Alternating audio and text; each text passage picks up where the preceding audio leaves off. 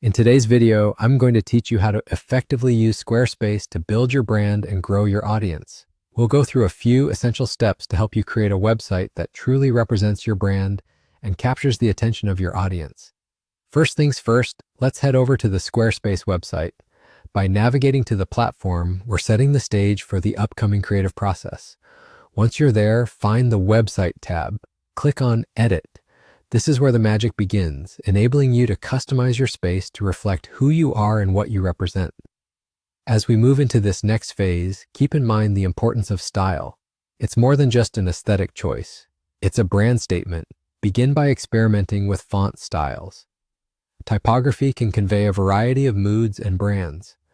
Whether you're aiming for something bold and commanding or something more delicate and approachable, choose font styles that naturally communicate the essence of your brand to your audience.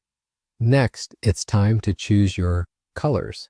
Think of colors as the silent ambassador of your branding. The right palette can evoke specific emotions and resonate with your audience on a deeper level. Are you looking to convey a sense of calmness and serenity? Consider cool blues. Want something energetic and bold? A vibrant red or orange might do the trick.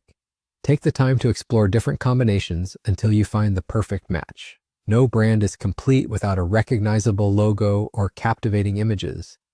They serve as the visual shorthand for your identity. Make sure to integrate a logo that is not only visually appealing but also symbolic of your brand's message. Similarly, select images that highlight your products, services, or ethos. Remember, each visual element should cohere to tell a broader story that aligns with your brand vision. We're not done yet.